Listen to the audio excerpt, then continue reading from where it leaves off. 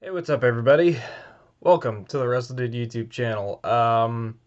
It's not a fun topic that we're going to be talking about in this video. I was at work last night, and I was on break, just kind of scrolling through Twitter. I had seen earlier in the day some tweets put out by the likes of WrestleVotes and Sean Ross Sapp of Fightful, that the WWE was going to be doing some more releases. Unfortunately, I had forgotten about that while I was working, and I was shocked to see who got released. I know there were some releases at like the corporate side of things, but it hurts a lot more seeing the on-screen talent released. And I'll be honest, one potential name nearly scared the crap out of me, which was Alexa Bliss. I was scrolling through Twitter, I saw one name, and then I scrolled a little bit more, and I saw Alexa Bliss tweet out like a little heartbroken emoji, and I got worried for a second. I was just like, there's no fucking way. I mean, you might think I'm crazy for thinking that, but I mean, the people that this company has released in the past, I mean, no one is safe, it seems like. But yeah, I went through the entire list of people that had gotten released, and it is shocking. All these freaking lists of released talent are shocking. Um, yeah, I'm just gonna go through it here one more time. Okay. Let's see. We have Scarlett Bordeaux and Karrion Kross. I don't get it. I don't get what apparently I will preface this. Apparently, some of these people were released due to their vaccination status, and that was Scarlett, Karrion Kross, Eva Marie, and Nia Jax. Nia Jax, I know she's always stated in the past that she doesn't want to get the vaccine and stuff. Cross and Scarlet, two very interesting ones. Eva Marie, kind of an interesting one. A lot of people online were literally cheering that Eva Marie got fired, which I think is fucking disgusting. Even if you weren't a fan of the person, this is someone losing their job.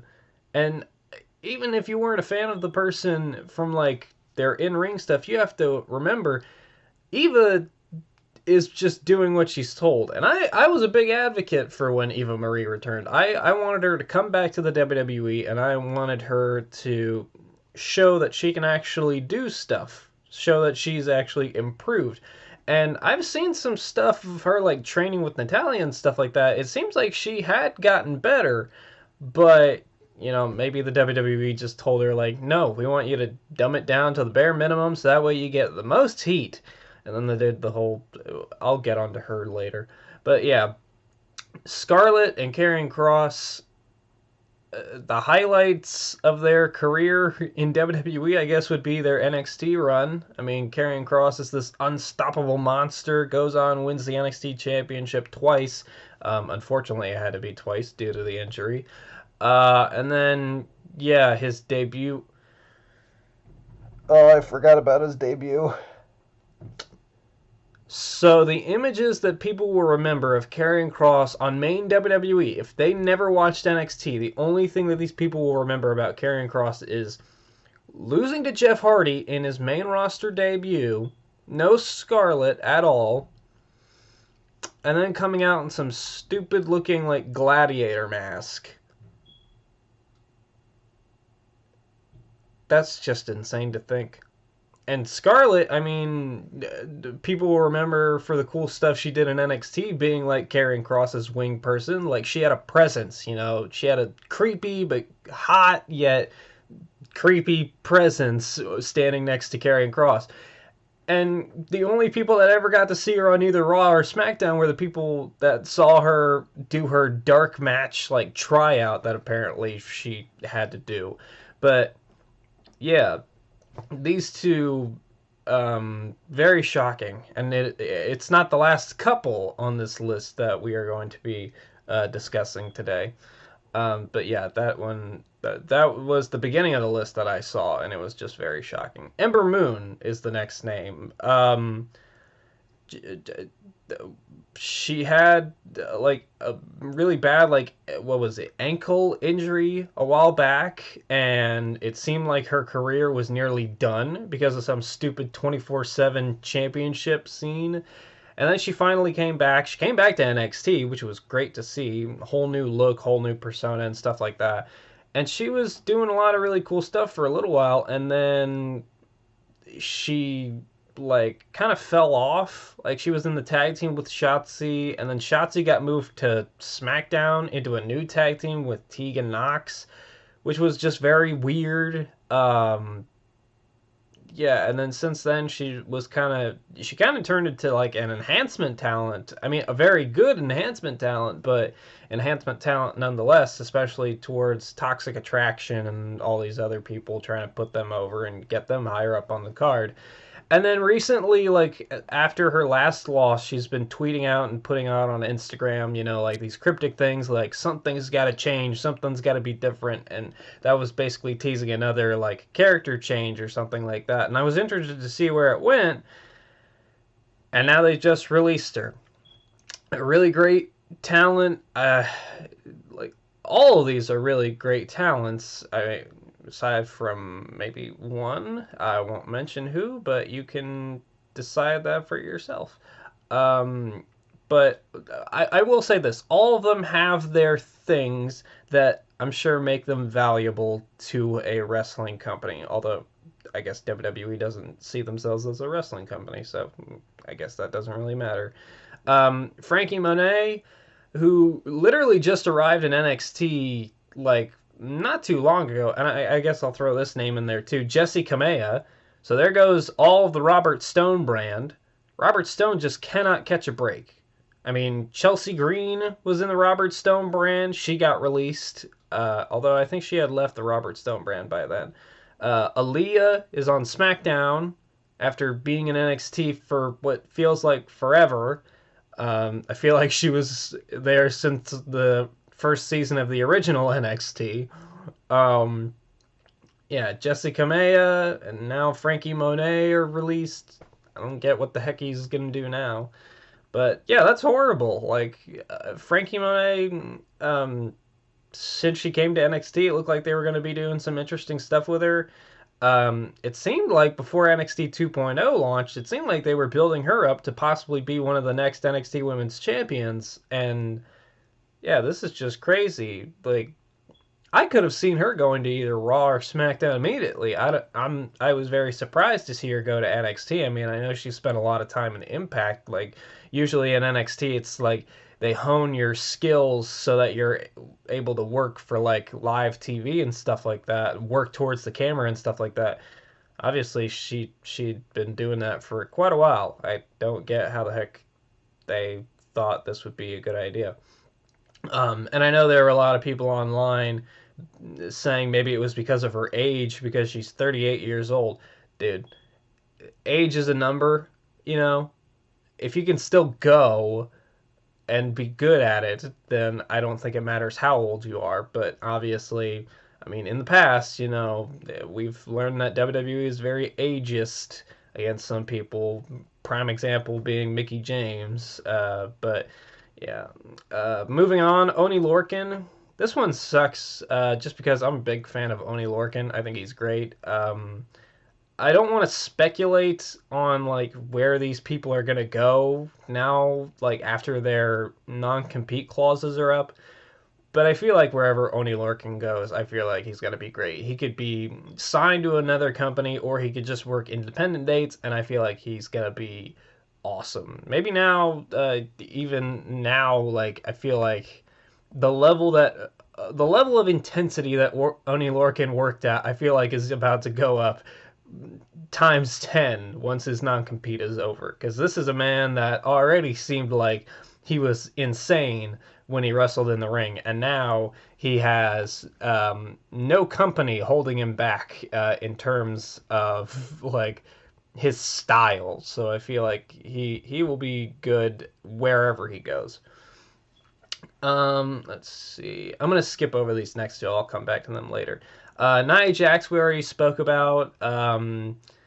I guess her. I'll be nice about it. The career highlight, I would say, for Nia Jax, the positive career highlight, I would say, is her feud with Alexa Bliss leading into WrestleMania, where obviously the subject matter was a bit messed up, but in the end, at least the WWE made the right move of having her win the Raw Women's Championship from Alexa Bliss. I think that was a really good storyline.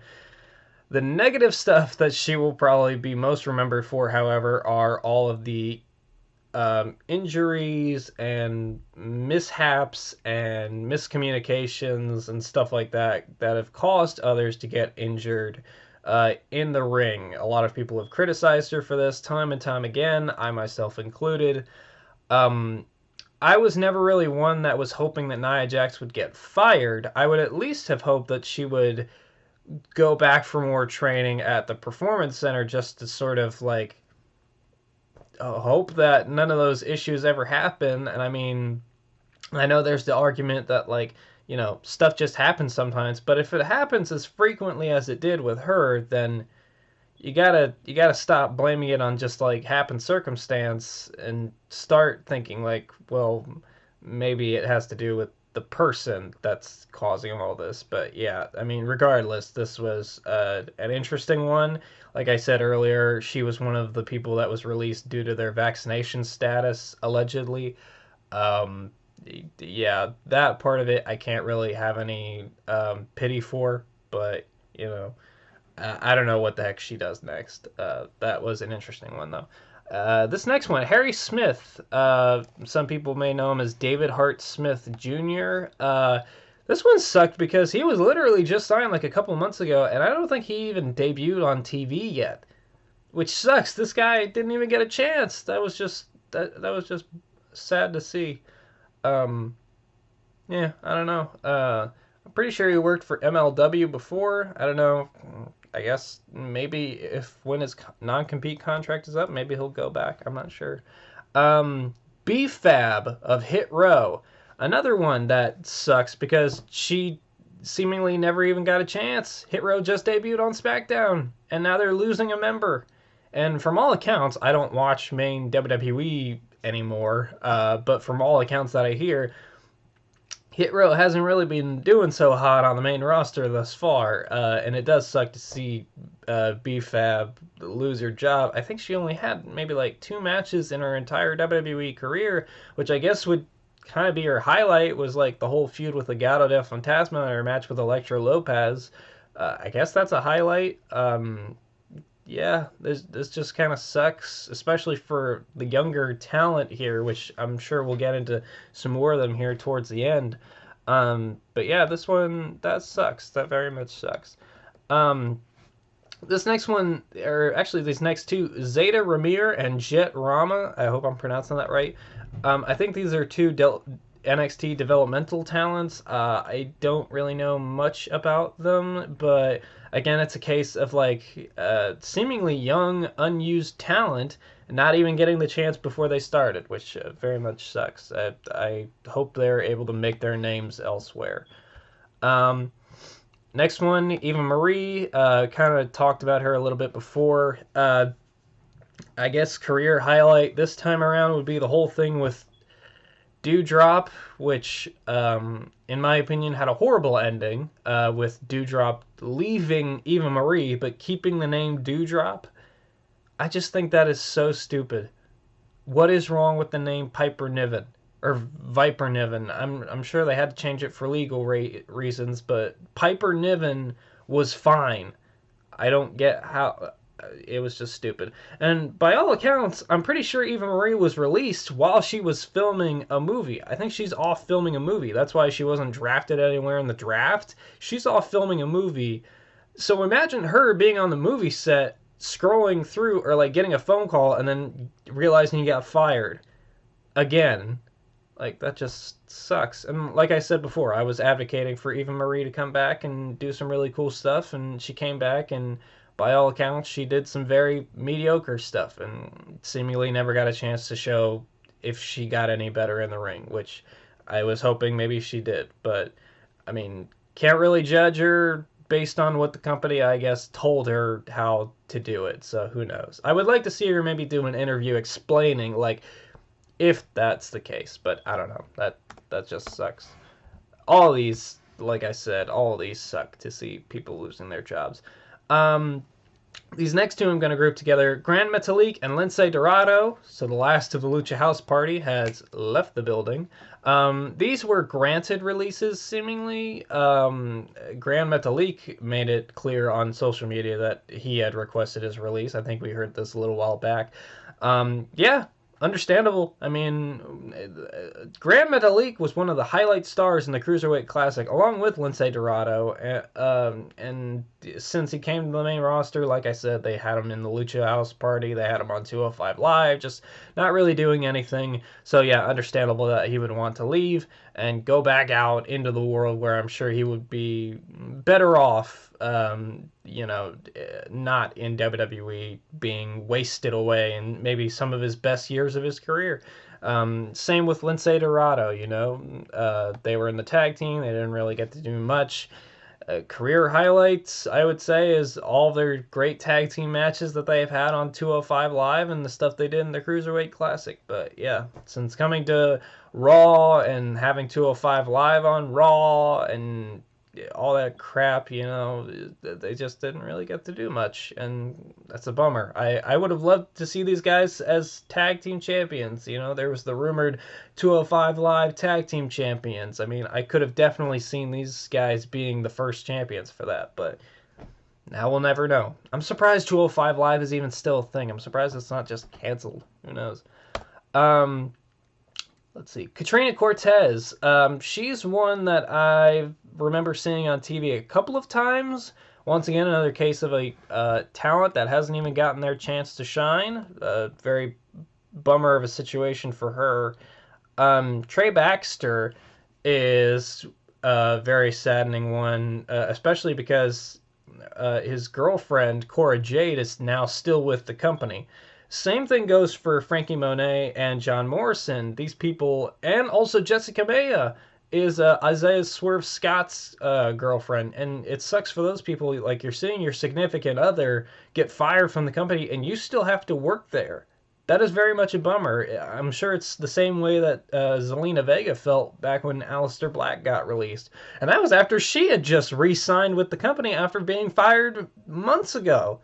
So, yeah, I really feel for Trey Baxter here. And they were running the whole storyline, or I guess stuff on NXT 2.0, where, like, they were really playing up the Cora Jade, Trey Baxter, like, relationship. They were having them on-screen kiss and stuff like that. Now what's going to happen? They're just going to reference that Cora has a boyfriend, but they're not going to mention who it is?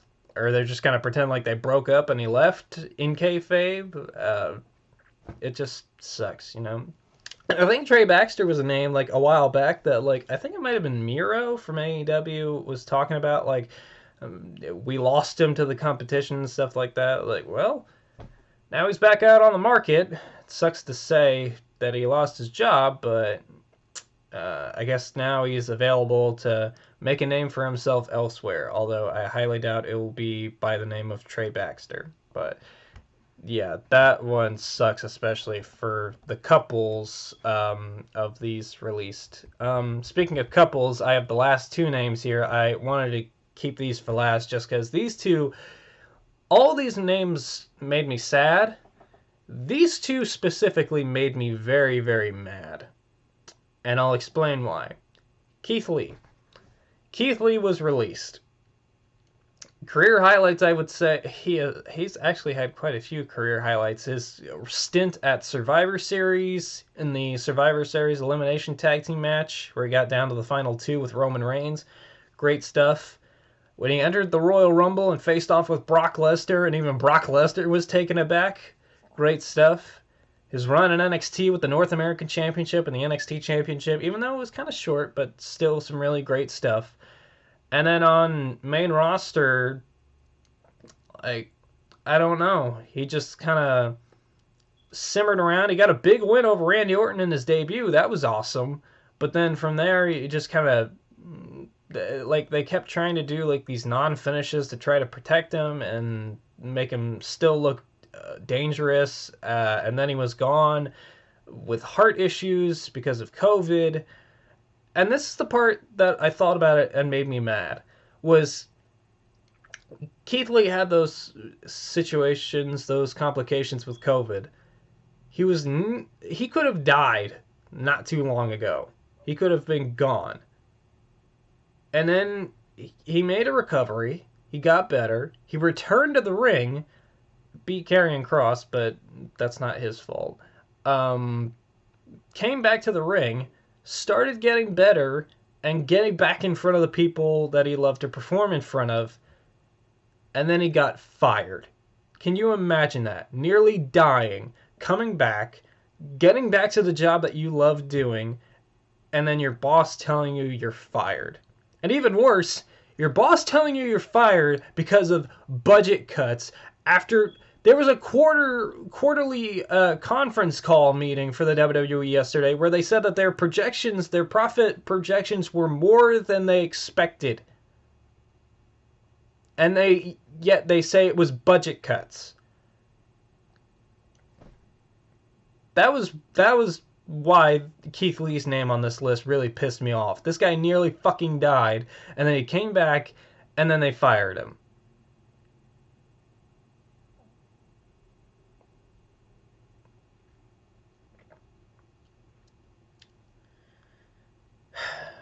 Okay, moving on.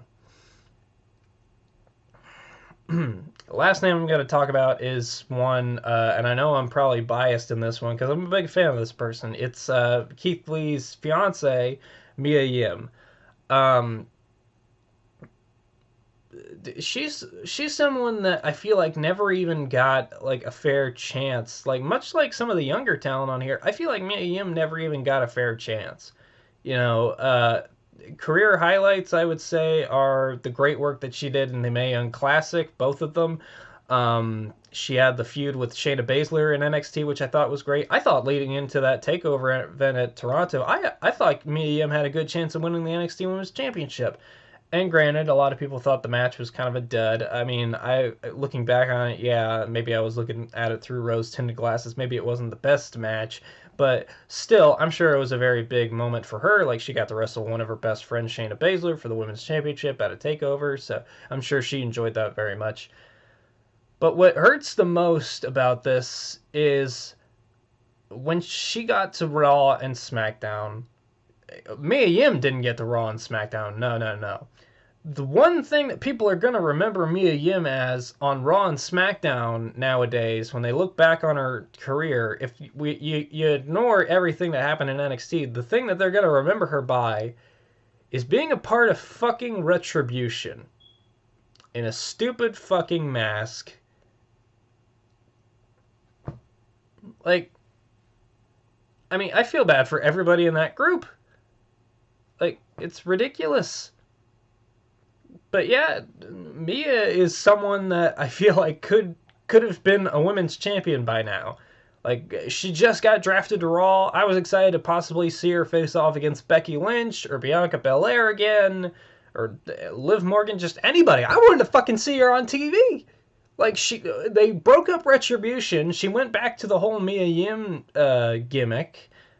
Or gimmick, I just guess real person. But she went back to being just Mia Yim. I was excited to see that on main roster. And then she gets released along with her fiance. That's just fucking ridiculous. All these are just fucking ridiculous. That's all I could say when I read this list was fucking ridiculous. I know the big thing is to speculate, like, oh, where are they going? Like, who's going to AEW? Like, I don't want to do that. I'm just too pissed off to think about it this way. All I can say is I hope nothing but the best for everybody on this list. Yeah, I don't know what else to say. Every time one of these lists of released talent comes out, I just get more and more pissed off. And it honestly just makes me want to stop watching all of WWE altogether. And I'm thinking that's probably going to be the plan. Is like by the end of this year, like I still watch NXT, but by the end of this year, I think that's going to be gone too. I say by the end of the year because I've been planning a big NXT project that I need to finish up before I officially am done. But yeah, this all just seems very horrible to see. Let me know your thoughts in the comments, and I'll see you guys later.